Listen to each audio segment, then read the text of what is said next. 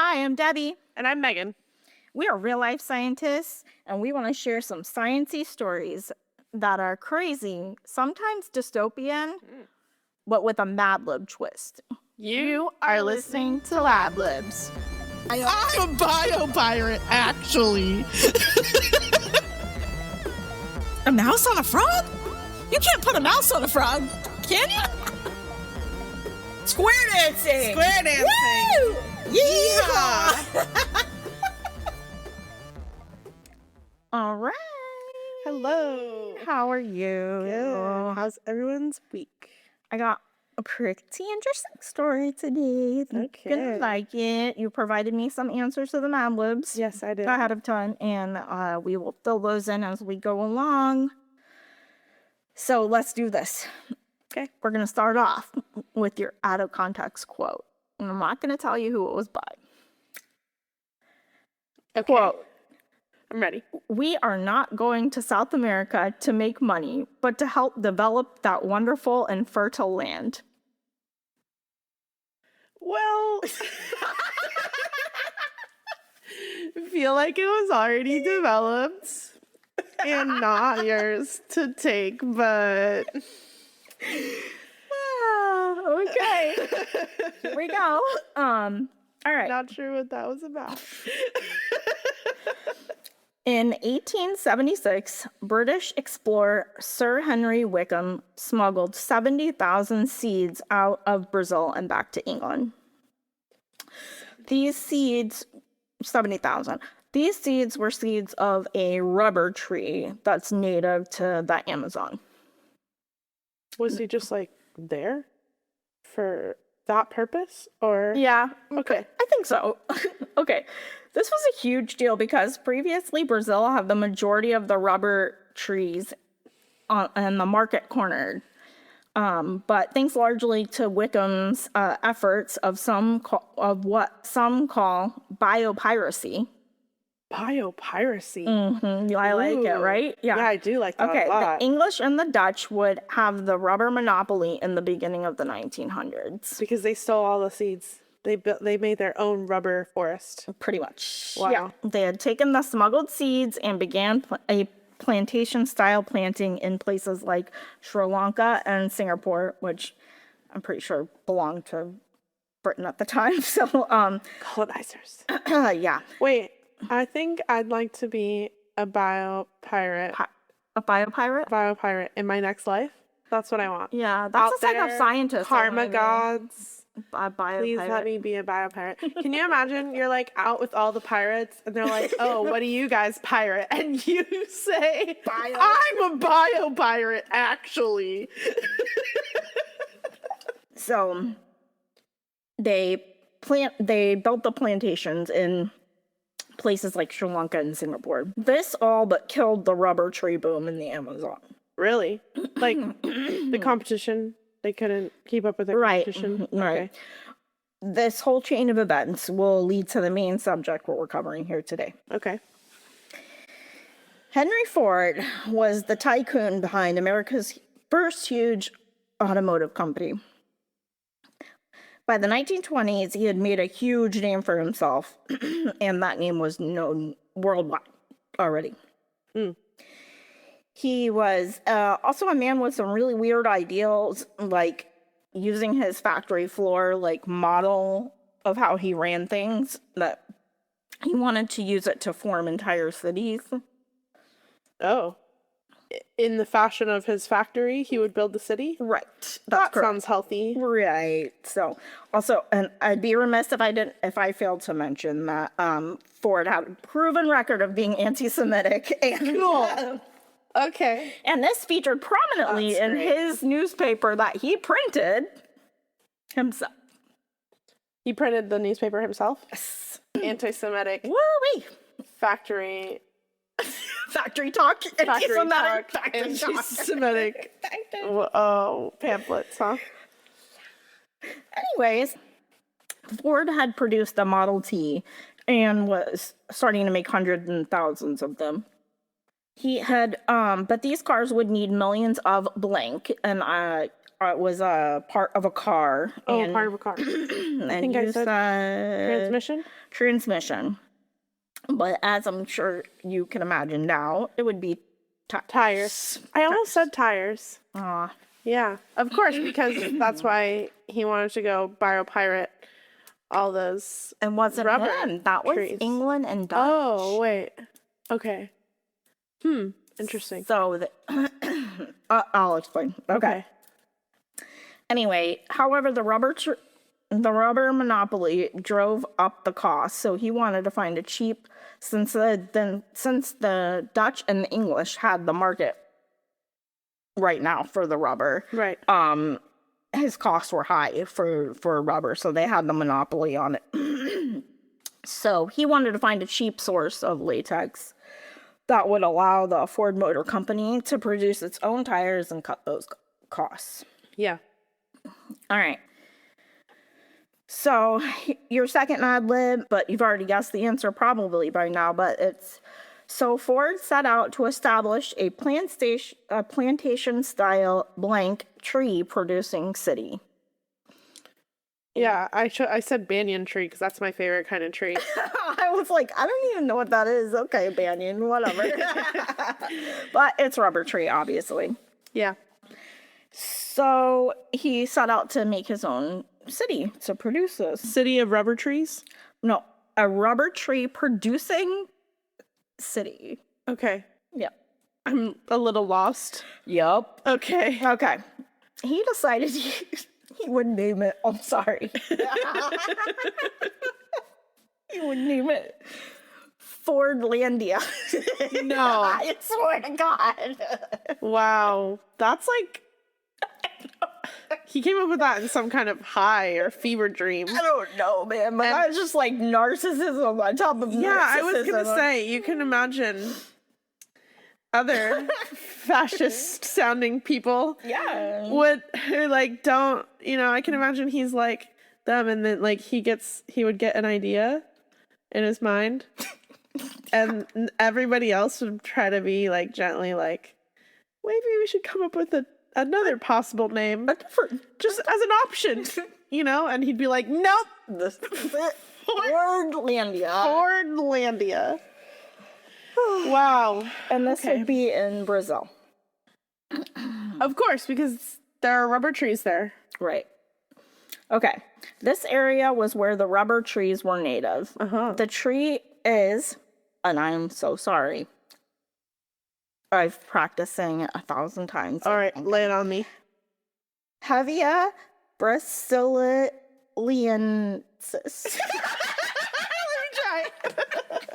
Let me try.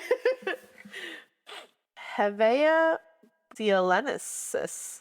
No, Okay. that's too many eyes. Let me try again. No, I don't think so. Hevea brasilensis. Brasilensis. Brussels. Okay. That's what I'm gonna go with. Okay. And its sap is natural latex. I learned about this when I bought my mattress because I bought a latex mattress. And you learned about the sap of the rubber? Yeah, that's what they make it out Yeah, I of. didn't know it was a thing. Yeah, I didn't either. Okay. Ford wanted to create the largest rubber plantation in the world, if you can imagine. Of course he did. But his ideas didn't strictly apply to the rubber tree plantations.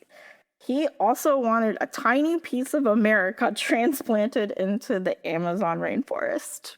A tiny piece of America. Yup. Fordlandia. What? In what way? Right. That's a good question. So Like he where? believed that the values that made his company a success would build character anywhere else in the world.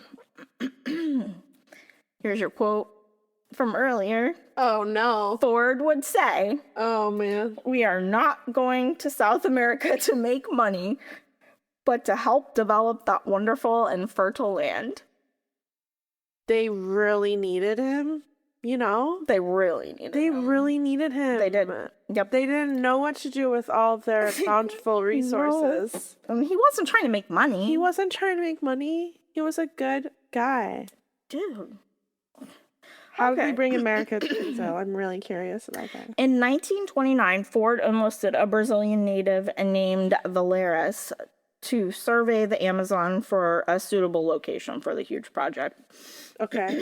Based on Valeris' suggestion, Ford purchased a huge tract of land along the Amazon River and immediately began developing the area.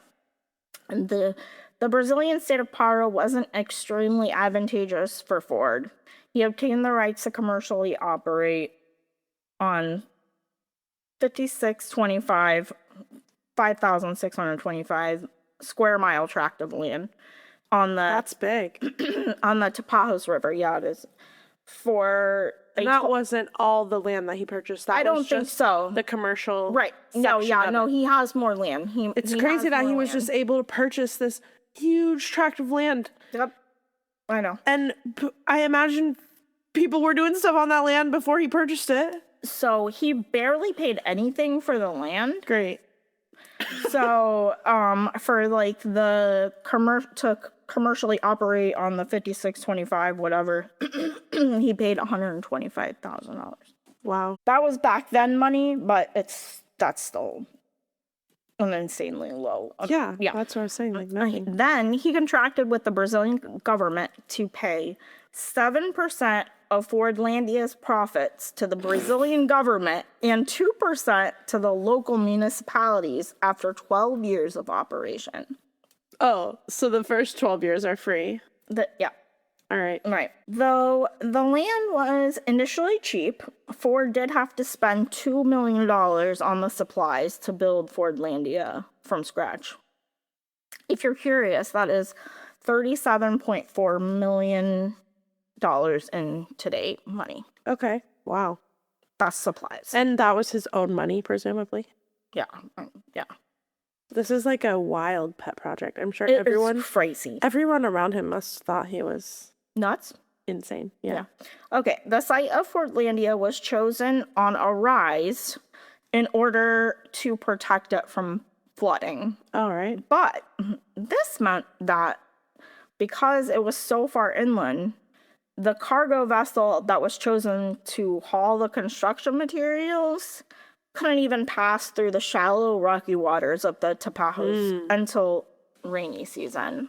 Wow. So That's ironic that they chose the site so that it wouldn't flood, and then they had to wait for it to flood in order to use the Right, site because yeah. the water was too shallow. that's right. Yeah. Okay.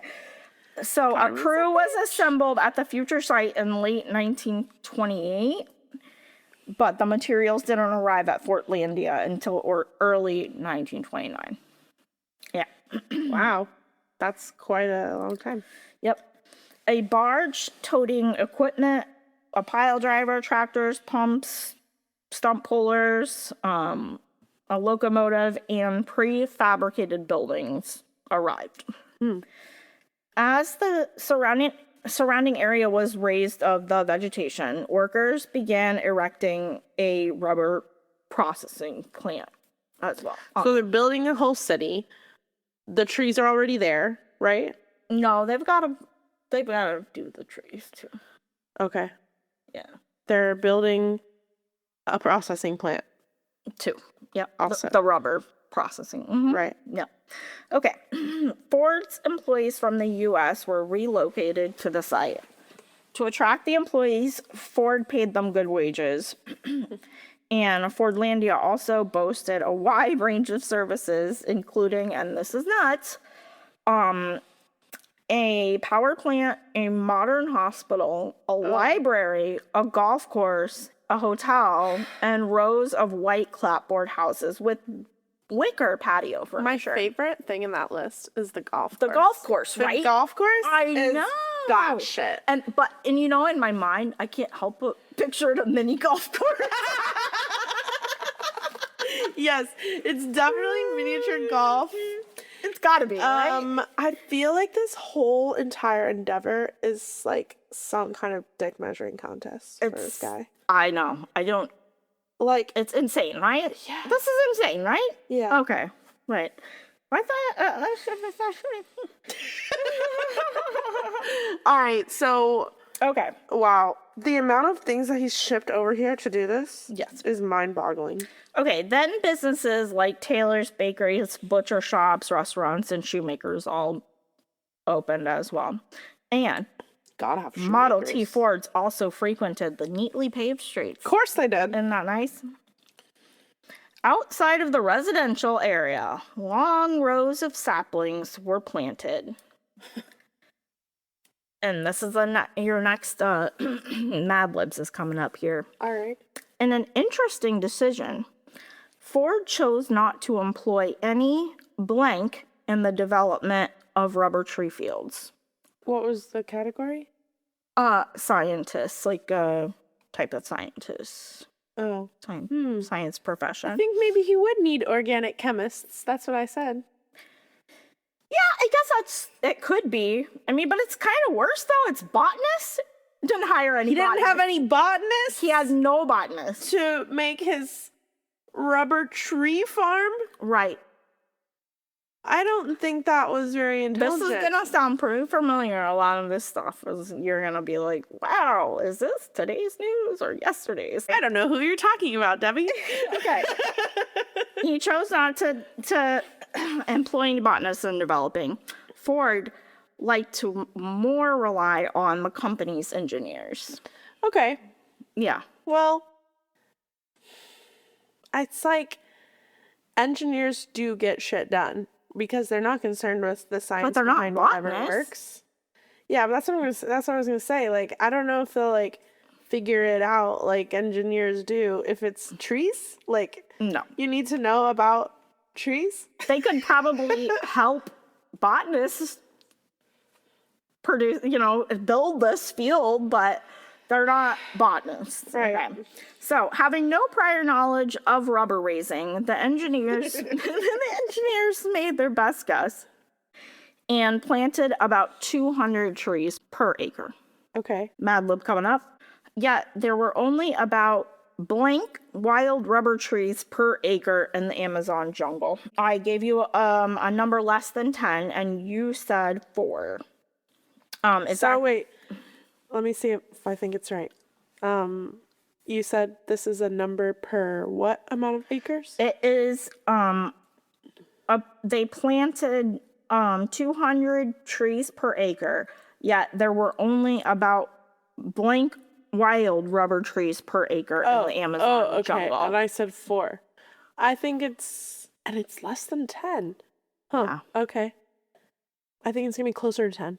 Yeah, it's 7. Okay. Okay. So 7 per acre, and they planted 200. 200 per acre. Yeah. Oh my So, god. unfortunately for Ford, You know who would have probably known that? A botanist. botanist. Yeah. Unfortunately for Ford, closely planted, organized rows of trees were not the best for rubber tree cultivation. Huh. So not like a factory. Not like a factory. Or Ford. If placed too near to each other, it resulted in infection. The climate was not conducive to the trees being so close together because the blight could easily develop and spread to nearby trees. That makes sense. So the rubber trees suffered from both disease and parasite infestation. Yeah. Yeah, I know. It made a lot of sense to me too after I read it. Yeah. I was like, oh, okay. So if they're susceptible to it there, It would make more packing of sense them for in to there be densely. isolated. Yeah, exactly. That's right. Okay. Yeah. So, Fordlandia attracted a lot of local laborers. They were offered a wage of 37 cents, which was per day, which was doubled the normal rate for that type of work Okay. at this time. All right. So he really is paying. He was paying them well. Yeah, he was paying well. But the key is you got to move to his weird Yeah, American city. that's right. So wait, was it something particular that he brought that was a little piece of America, or just the whole city? Just about to tell you. All right. All wonderful things about Fordlandia. Okay. Okay. The way you said that did not That's stir me terrible. with, like, great feelings. Ford's effort to transplant America was not just limited to the American buildings, Yeah. but also included mandatory, quote unquote, American lifestyles and values. Oh, no. Like one example is cafeterias were self-serve, which was not the local custom at that time. Like for them, they got served, like that was the local custom at the time. So they implemented this like self-serve style cafeteria for these local laborers, you know. Okay. And they provided only American fare. Here's your next Ad-lib. They provided only American fare, such as blank. Hot dogs. You said hot dogs. I thought that was a really good guess, but I guess I don't know. Is that more German? I don't know. I don't know what the origins I of had it this is. discussion with some friends the other day. I think a sausage or a bratwurst would be German, but I don't think a German person would like our hot dogs. Yeah. I think they No, would I be don't like, think they would "What the like our hell hot is this dogs, but I American think that's thing?" kind of what it was very loosely based Well, on. I think imagine. hot dogs are American. Okay, it's hamburgers. All right. That makes So he served only American fare, such as hamburgers. to all these Yes. Brazilian people. Correct. Great. I'm Ford sure they also- love that. I got another Mad-lib coming up here quick. Ford also implemented a sort of prohibition. Blank was strictly forbidden inside Fortlandia, even within the workers' homes, and it would lead to the immediate termination. So I told you I needed advice for that one, and you came up with sugary foods. I'm sure he didn't ban sugary foods. I don't know, man. I don't know what. It's too much to even comprehend what he had going on over there. But alcohol was alcohol was strictly forbidden. That's what I figured when he said prohibition. Yeah. So no alcohol. You're giving all these Brazilian people only food. American food. You're making them serve themselves, which is unfamiliar to them. If I told you that it got worse, how would you feel? So shocked. So shocked. So you're not shocked. I feel like so far what you've been telling me sounds 100% great. Yes. And so, like, for you to tell me that it's gonna go downhill, I just it's just even can't believe it. Okay. But back on the prohibition note, this led. It's so controlling everything. That's what my main thing is. Like, it's very controlling. It's called authoritarian. Yeah. Yeah. This is how fascism starts, kids. This led some industrious locals to establish businesses of ill repute beyond the outskirts of the town, allowing workers to exchange their generous pay for the comforts of rum and women. So, Ford's desire that the city remain alcohol-free proved all but impossible to enforce. Yeah. That's how generally prohibition has gone for all of history. For forever. Yeah, for forever. Yeah. Okay, so he couldn't enforce this prohibition crap. Yeah. Workers were also I got a Mad-lib in this one. It's kind of a long sentence though. Okay. But workers were also made to live in American style houses, and Brazilian laborers were required to attend good old American festivities on the weekends. Oh gosh. Such as poetry readings, blank, and English language sing-alongs. The English language sing-alongs is diabolical. It's really bad. So the category category I gave you was dance style. Can't possibly be hip-hop dance. It's not. I don't even think hip-hop dance. Okay, what would you guess? What would you was guess? a thing. I couldn't even have guessed. Swing dancing, maybe. Square dancing. Square dancing. Woo! Yeehaw! Yes. That should be our preview clip.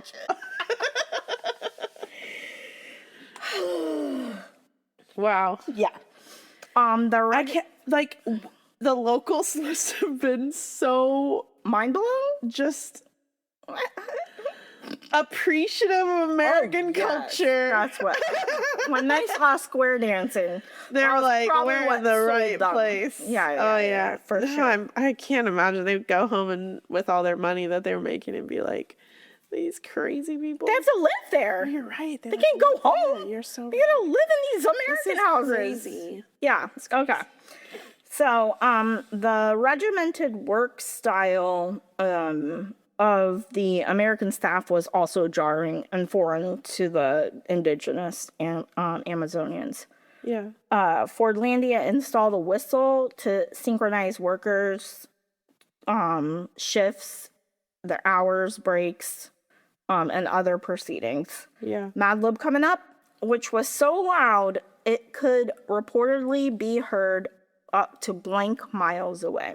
Oh my God. I gave you a less than 10 on that bad boy too, and you nailed it. 7 miles. 7 miles you could hear the whistle? 7 miles. You could hear that whistle. Gotta be ear damage, like every Isn't time that you hear it nice? from close up. Oh no. Well, while Fordlandia struggled with a disgruntled workforce, it also You mean faced. they didn't love all this? They didn't love it. Wow. It also faced a surprise rubber dilemma. Oh no. Tiny saplings weren't growing at all. The hilly terrain shed all of its topsoil, leaving infertile, rocky soil behind. Oh wow. So the rubber trees they planted didn't work. Right. And now the soil's fucked. Well, it's the soil is one of the problems. Is that's why we're not getting. Even the trees that actually made it to adolescence were soon stricken with a leaf blight that ate away the leaves and left the trees like stunted and useless. Wow. Karma's a bitch, huh? Man, oh man. How about them botanists though? How about them botanists?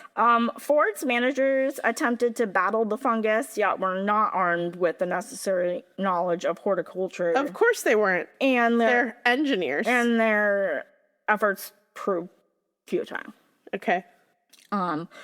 Workers' discontent also grew as the unproductive months passed. Brazilian workers who were used to working before sunrise and after sunset to avoid the heat of the Amazon were forced. That makes sense. Were forced to work, quote unquote, American 9-to-5 shifts under the hot sun. Oh no. Using Ford's assembly line process. Talk about culturally tone deaf. Like.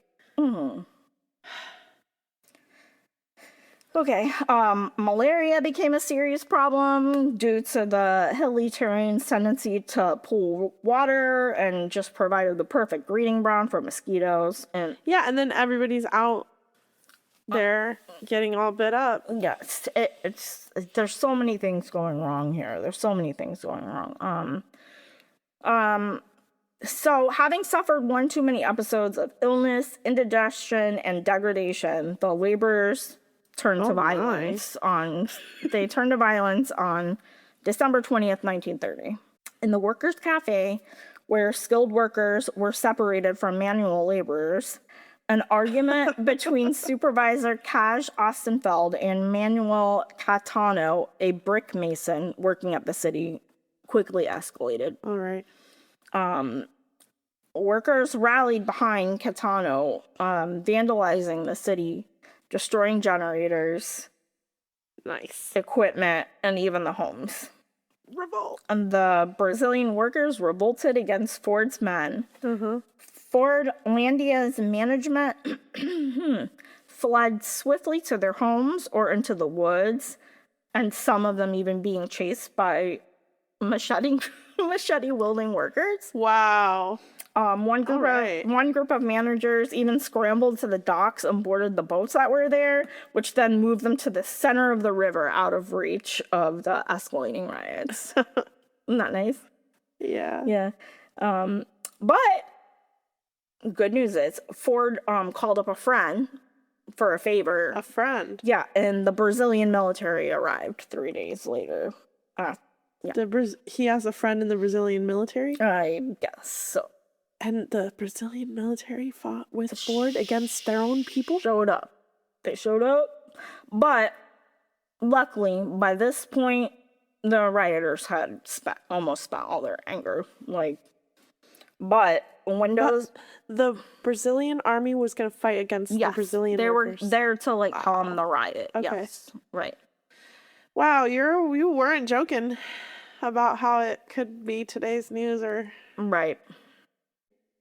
I like to think of the getting on the boat and traveling to the middle of the river, equivalent to space travel for if things go badly. You know what I'm saying? It's just kind of an allegory for the rich people jumping on the spaceship. rich people are the worst. Oh, they're terrible. All right. Okay. Well, So, okay. So the protests fizzled. Yeah. Is that what you're saying? Yeah, but windows were broken and trucks were overturned. Yeah. But Fordlandia survived. I love how casually we're saying Portlandia now. It's so bad. It's so bad. I know. Work resumed shortly, though the rubber situation did not improve. Well, yeah. One British journalist from the awesome paper, I imagine, the Indian Rubber Journal. The Indian Rubber Journal. Yeah, one There's journalist. so much wrong with that. Yeah, one journalist from the Indian Rubber Journal visited Fordlandia in 1931, and he wrote, quote, "In a long history of tropical agriculture, never has such a vast scheme been entered in such a lavish manner, and with so little to show for the money. Oh no. Mr. Ford's scheme is doomed to failure." It does seem pretty doomed. It does. Okay. In 1933, after 3 years with no successful quantity of rubber to show for the investment, Henry Ford finally hired a botanist to assess. Yes. Woo! And the botanist Half said, the botanist- "You're cooked, fam." The botanist tried to coax some fertile rubber trees from the pitiful soil, Oh, but no. was eventually forced to conclude that the land was simply not conducive to this task. So Ford Shit. had been sold crappy land, and Fordlandia was an inarguable failure. So Not only was he sold crappy land, he was sold thousands of miles worth of crappy land, right? Mhm. Wow. yeah, Yeah. and not land that was going to be conducive to his project at all too. Yeah. I'm sure it's good for some things, but not for this, you Yeah. know. So Ford purchased a new tract of land. Oh, good. We're doubling down. Woo! This one Sunk cost fallacy. doesn't get a fun name, unfortunately. No? But yeah, so he purchased It's not purchased a new Fordlandia too? More 40er than ever? back and more Back and more 40er than ever. 50 mile. It was a tract of land 50 miles downstream from Fordlandia. Sure. And the town was Belterra. All right. Yeah. The terrain in Belterra was more flat and less damp, making it much more suitable for rubber trees. Did the botanist tell him that? Probably. Yeah, I bet. Though it showed more promise than its predecessor, progress was still slow. For 10 years, 10 more years? For 10 years, Ford's workers labored to transform soil into rubber, but only ever yielded a peak output of 750 tons of latex Is that not a lot? in 1942. This was far shorter than that year's goals of 38,000 tons. Oh, they only made 750 tons? They made And their goal was 38,000? 38,000 tons, yeah. Wow, that's pretty pitiful. Yeah. Despite having outlived their economic rationale, Fordlandia and Belterra nonetheless persisted for nearly a decade. But then during World War II, scientists developed synthetic rubber. Making the large... He really can't catch a break. Like, he was probably always like, this is it. Everything is going to be worth it Gonna now. turn It's around. going to turn around. Just you wait. And then they hit him with synthetic rubber is invented. Like, all his stuff Maybe you was should for have had nothing. scientists working on that. You think he should have employed some scientists here? Mm. I think, yeah, that would have changed a lot. Yeah. Okay, so this Oh my obviously God. made the It's like, large... I know he's horrible. I'm sorry. I know he's horrible, but I feel bad for the guy. Like, a little bit. I don't actually, but like, oof. I just feel bad for like the workers. Yeah, and the I feel really and the people that moved there. I actually feel bad for all of the natives that he just decimated their way of life and probably stole their land. Embarrassing. Yeah. Yeah, I don't know. Okay, so as you can imagine, the synthetic rubber made the large-scale rubber plantations obsolete. Of course. In 1945, Ford retired from the rubbering trade, having lost over $20 million. Oh. Ford had never once set foot in Brazil. Excuse me? This whole time he wasn't in his fucking city? Never once set foot. I take it back. I don't feel, don't feel bad, anything right? for this man.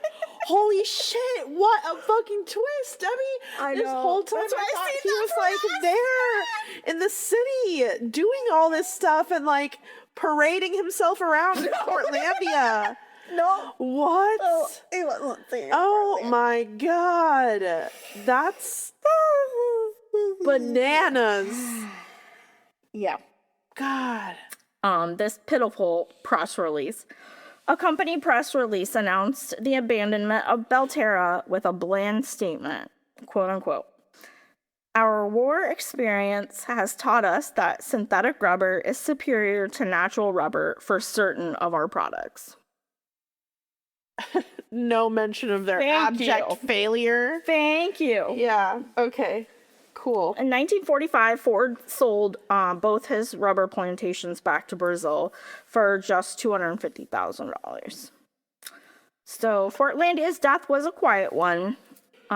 Equipment from the sawmills and generators was left to the elements and to vandals over the years, Oh, wow. He just abandoned the whole place. rusting in the Amazon. Is it still there? Like, is there Yes. remnants of Fortlandia there? Yes. Wow. The iconic water tower, which now has a faded Ford logo, still stands, though it no longer holds any water. Fortlandia remained largely empty for decades following the town's demise. Brazilian workers were tasked with maintaining the areas to preserve the buildings. Today, the plantation towns are stops on Amazon tours. Huh. At Belterra, a building was once used to coagulate rubber briefly for the purposes of producing like surgical gloves and condoms, but it was short-lived. That didn't last long. Much of the plantation land is now used for local agriculture, producing crops such as beans, rice, and corn. Okay. Well, I guess I'm glad that the people who live there, like the native people that live there, are able to use it again. Yeah, it's But- not great. I've seen pictures. Ugh. It's not great. Okay, so It's funny that you chose this story because just a few days ago, now Ford announced that the shortage in rare earth metals combined with the tariffs are causing them to shut down a bunch of factories. in the Oh, I US. didn't hear that. Yeah. Okay, great. So they're still not doing great, apparently. Sweet. Ford's total losses in Fordlandia and Belterra are equivalent to $200 million. The losses? Yes. Wow. Mhm. What a failure. So he wasn't able to buy his way into the rubber monopoly, and his efforts to spread his American lifestyle Did not work. were met with resentment and hostility. So, unfortunately, due to infighting, the challenging environment, parasites, and plant disease, Ford's utopia city of Fortlandia was doomed from the start. The jungle city named after Ford ended up being one of his biggest failures. Wow. Got a couple sources here. TheGuardian.com, the articles, Fortlandia failure, Henry Ford's Amazon. Got AtlasObscura.com, Fortlandia. DamnInteresting.com, the ruins of Fortlandia. Those are a few of the sources that I used for a lot of the information. But Cool. what do you think? Wow. I mean, Are you impressed? I'm impressed with how hard he screwed up from the beginning in every possible way. Yeah. That is a bit impressive to me.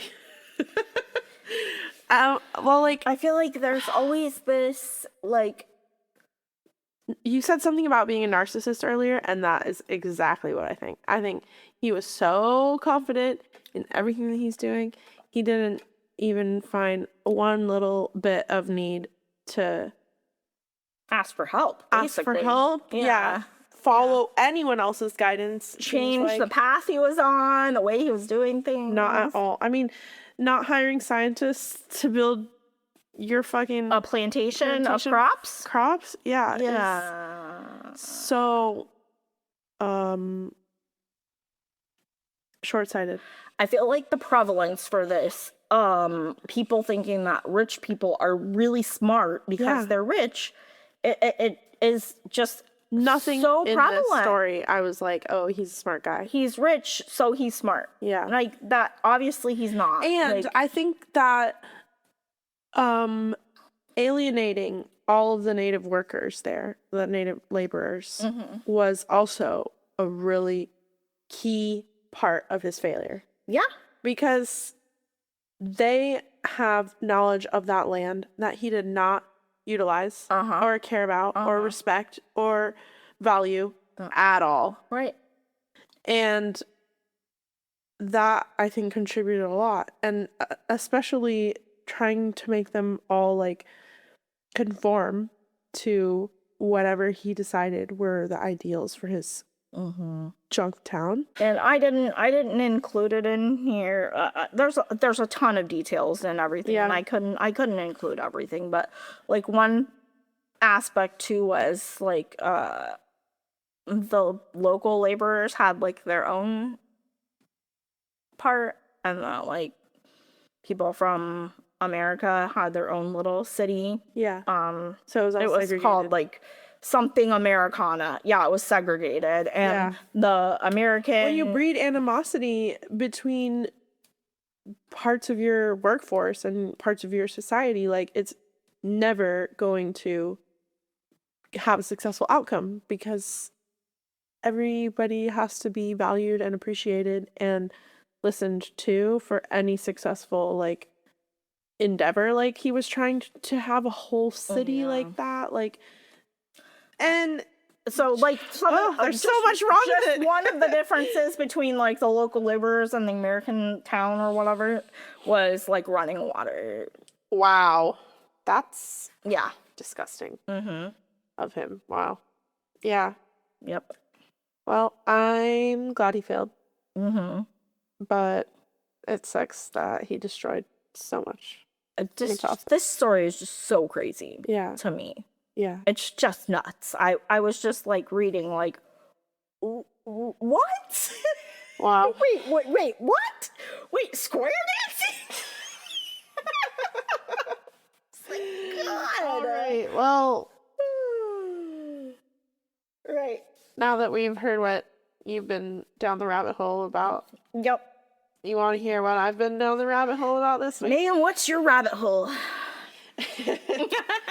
Well, okay, so I recently saw a meme that I found out later was an AI picture, but it was of a raccoon, a possum, and like I don't know, some third animal, maybe another raccoon.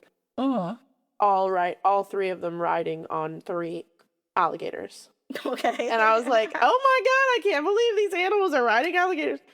It was AI. I got fooled. Right. But I thought it was funny. And then I didn't think much of it. And then later, like a couple of days later, I saw a video of a crab riding on a jellyfish.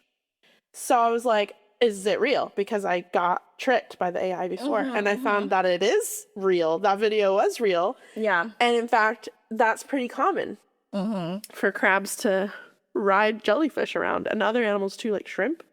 I was gonna say, I think there's a few animals that will like treads on bigger ones. This is what I fell down the rabbit hole about. Oh, I started looking up what animals ride other animals. Right. In the wild, and I found out that this is actually pretty common. Right. So common that it is a named scientific phenomenon. What is it? Phoresy.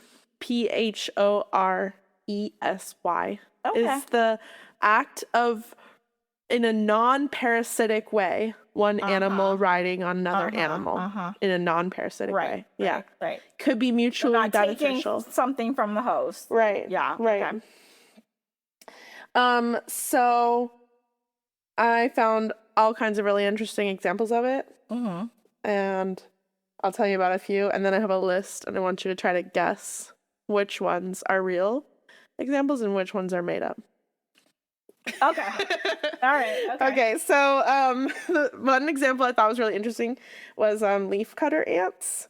So you might know about leafcutter ants for all other kind of interesting things, like they use the fungi on the leaves to basically have farms that, like, they take the leaves that have the fungus on them back to their ant hills, and they grow their food from the fungus on the leaves. And so they're pretty smarter cool. than Ford. They are smarter than Ford. You're so right. They cut the leaves into small pieces and take them back, right? That's why they are called leaf cutter ants. All right. Okay. So one thing though is that there's these type of flies. I can't remember what the flies are called, but they basically will attack the ants. Okay. And try to lay eggs in their head, which is bad because then they'll like burrow out of them. I mean, the fly that's larva. insane. Okay. So while they're carrying the little pieces of leaves, they're a bit vulnerable to attack because they would have to drop their leaves and stop their march in order to fight off the flies, right? Yeah. So they've developed this behavior where the smaller leafcutter worker ants who wouldn't be good at carrying the leaves, they ride on top of the leaf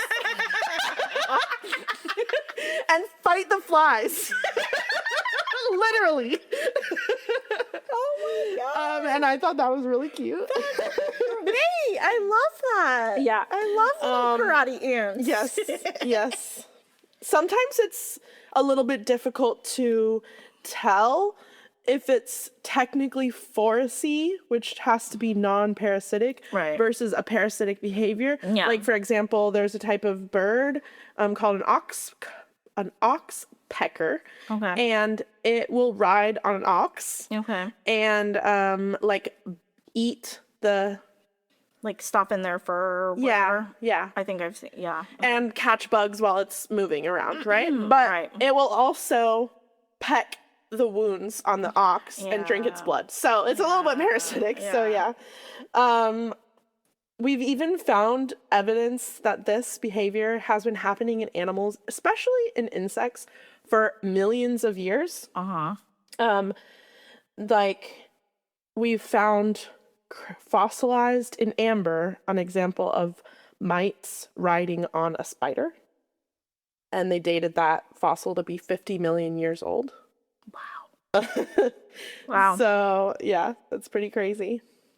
That is insane. It's not necessarily a common behavior, but it's widely observed in many different types of animals. Right. And it's pretty common in insects. Common, I imagine. It's pretty common in insects. More common in insects, yeah. Okay. Okay, so here's the list. Do you want me to read it out and then you can take a look at it? Because the listeners can't look at it. No, just read it out. Okay. I'm just going to read them all out. Okay. one I already talked about, leafcutter ants riding other ants. An African cat riding on top of a buffalo. An African cat riding on top of a rhino. A cockroach riding on a bat. Mites riding on dung beetles. Shrimp or crabs riding on jellyfish. Snail hatchlings riding on ducks.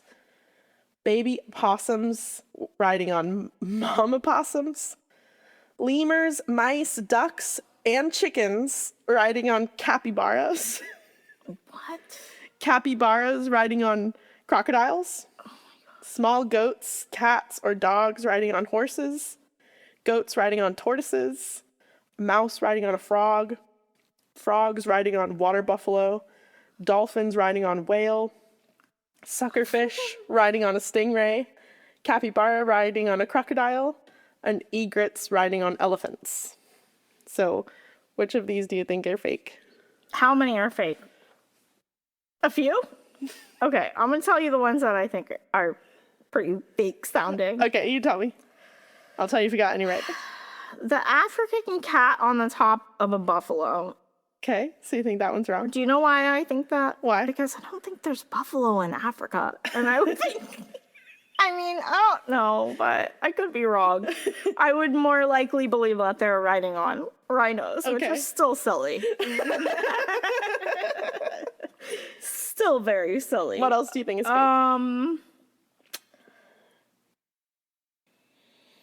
I don't know if it's fake or not, but the snail hatchlings on the ducks is really weird to me. Is that real? Yes. Okay, anything else that you think are fake? Cats on ducks. I don't think it's that one. You think that one's fake? No, I don't think that one's fake. A mouse on a frog? You can't put a mouse on a frog, can you? Can you put a mouse on a frog? You didn't blink an eye at a cockroach riding on a bat? That one sounded fine to you? No. Actually, That doesn't sound fine. they're all real. They're all real. Yes.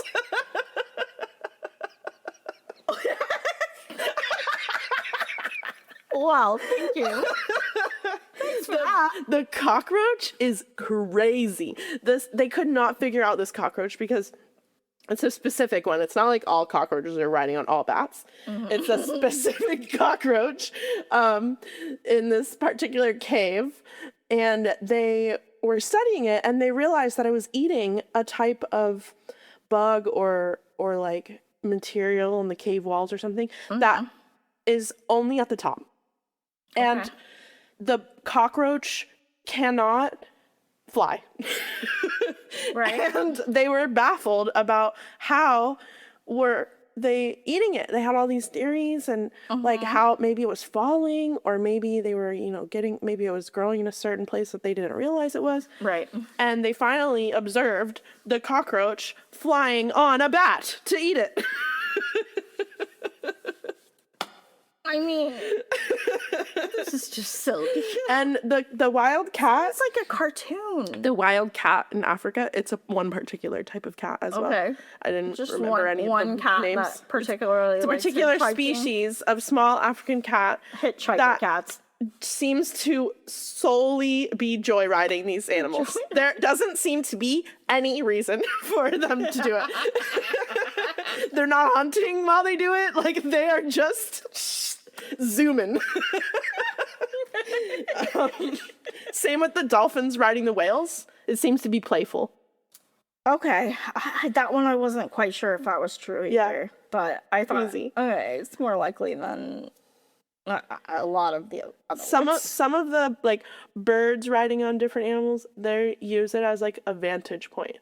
Right, like I be would able think, to like hunt. some of the birds and stuff, if they're like on crocodiles or whatever, like they're probably using them as like a rock when they're like on the water. Yeah. You know what I mean? Oh, Like, and then there's so many observed instances of capybaras in captivity just letting anything sit on their head. Like, But they're why? so friendly and like I saw pictures of, it is mostly in captivity, Okay. where they're around all these other different kinds of animals. But I saw a baby goat sitting on a capybara. I saw a cat sitting on a capybara. Monkeys and lemurs apparently just ride them. That one they have seen in the wild. In the wild. Monkeys just riding on the, like, hugging them and riding on the capybaras. I think simply because they're very social creatures. Right. And so they don't, like, shake them off. They're just like, Aww. yeah, sure. So cute. Yeah, and there was a picture I saw that I did confirm was real of a mouse riding on a frog. That's insane. I know. That's insane. And sometimes it's just like a random observation of it. Like an individual animal riding another individual animal. Right. It's not necessarily Like a behavior that they're all gonna a big behavior, yeah. But there are these many observed instances of all kinds of animals riding each other. Okay. Yep. Well, I mean, So that's good. that's what I had fun looking at. That's awesome. I'm glad. That was fun. I like that. Oh, okay. Well, We'll be back again. and I'll see how badly Debbie guesses the Mad Libs that I give her on our next episode. Oh, God. All right. Thanks for listening. Talk to you later. Bye.